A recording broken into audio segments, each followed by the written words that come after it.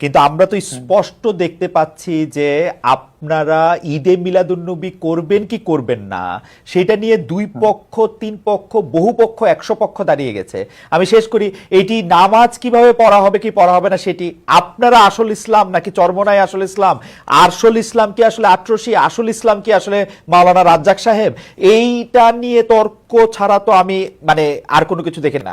আমি আপনার কাছ থেকে একটু মানে খুবই ক্ষমা চেয়ে নিয়ে 2 মিনিটে একটু শেষ করতে বলছি, আমার একটু টাইম কনস্ট্রেইন আছে। আসসালামু আলাইকুম রাহমাতুল্লাহ। আসলে টকশোতে মামুনুল হক হাফিজাহুল্লাহকে খালেদ মহিউদ্দিন ইসলাম নিয়ে বিতর্কিত প্রশ্ন করার কারণে অপমানিত হলেন। আসলে এমনটাই হওয়া দরকার, কারণ এরা সব সময় ইসলাম নিয়ে বিতর্কিত প্রশ্নগুলা করে। আর যারা ইসলাম নিয়ে বিতর্কিত প্রশ্ন করে অবশ্যই তারা মানুষের কাছে অপমানিত হয়। চলুন তাহলে কথা না বাড়িয়ে দেখে আসি কিভাবে মামুনুল হক হাফিজাহুল্লাহ খালেদ মহিউদ্দিনের ইসলাম নিয়ে বিতর্কিত প্রশ্নগুলোর উত্তর দিয়েছেন।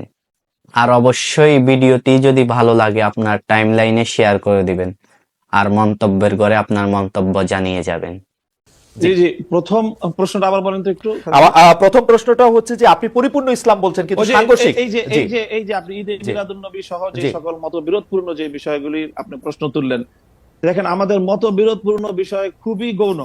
মৌলিক কোন বিষয়ে আমাদের মধ্যে ইসলামিক যারা বিভিন্ন স্কুল অফ থট যারা আমরা ফলো করে থাকি, আমাদের মধ্যে কোনো দ্বিমত নেই। 5 ওয়াক্ত নামাজ এই বিষয়ে কেউ দ্বিমত করেছে, রমজান মাসে 30টা রোজা রাখতে হবে এই বিষয়ে কেউ দ্বিমত করেছে, প্রত্যেকটা মুসলমানের উপর সামর্থ্য থাকলে একবার হজ করা ফরজ কেউ দ্বিমত করেছে, প্রত্যেকটা যারা নাকি সামর্থ্যবান তাদেরকে জাকাত দিতে হবে এই বিষয়ে দ্বিমত করেছে, এবং ফজরের নামাজ 2 রাকাত, জোহরের নামাজ 4 রাকাত, আসরের নামাজ 4 রাকাত, মাগরিবের নামাজ 3 রাকাত, এশার নামাজ 4 রাকাত, এই বিষয়ে আজ পর্যন্ত কাউকে আপনি দ্বিমত পেয়েছেন?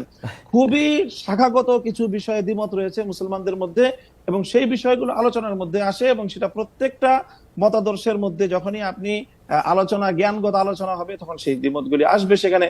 সেই বিষয়গুলি তো এটার সাথে আপনি এখানে আলোচনার মধ্যে এই প্রসঙ্গগুলি আনার কোনো প্রয়োজন নেই।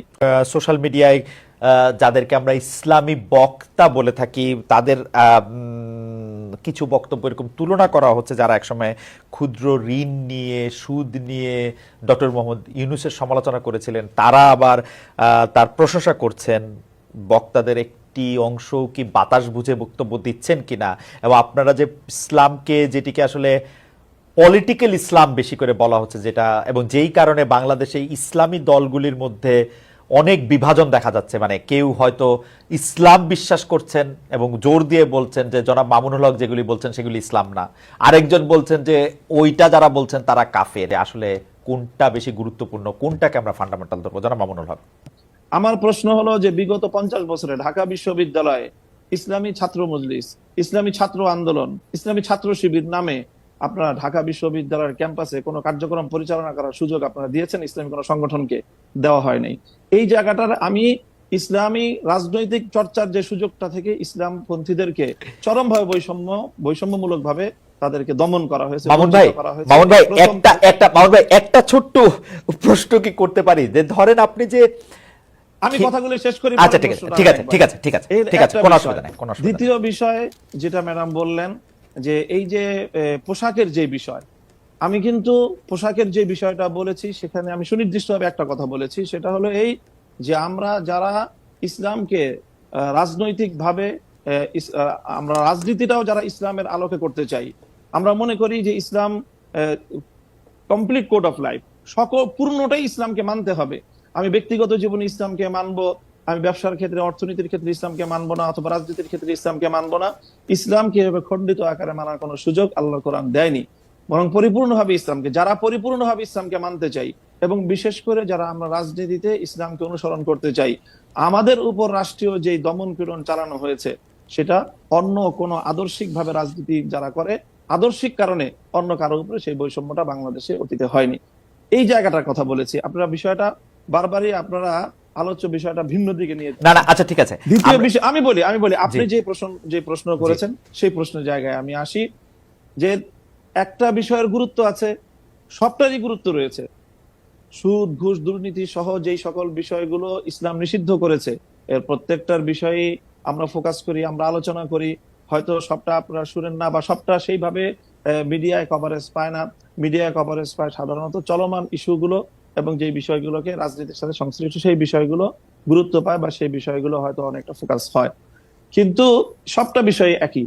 সর্বশেষ আপনি যে কথাটা এনেছেন, এই যে ক্ষুদ্র ঋণ এবং সুদ ব্যবস্থা এবং ডক্টর ইউনূস সাহেবের সাথে বর্তমান সময়ে তার যে প্রশংসামূলক কিছু কথাবার্তা, দেখেন এখনো আমরা বলি যে সুদ ইসলামের দৃষ্টিতে জঘন্যতম একটা অপরাধ এবং নিষিদ্ধ একটা একটা বিষয়। কাজেই সেটা ক্ষুদ্র হোক আর বৃহৎ আকারে হোক, ক্ষুদ্র ঋণের মাধ্যমে যে কাজটা হয়েছে সেটা হলো সমাজের তৃণমূল পর্যায় পর্যন্ত সুদ ব্যবস্থাটাকে পৌঁছে দেওয়া হয়েছে।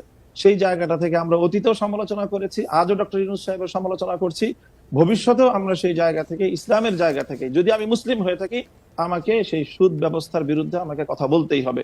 সুদ ব্যবস্থার প্রবর্তক হিসাবে এবং ক্ষুদ্র ঋণের মাধ্যমে সুদকে তৃণমূল পর্যায়ে পর্যন্ত পৌঁছে দেওয়ার জন্য আমরা ডক্টর ইউনূস সাহেবের সমালোচনা ভবিষ্যতেও করব।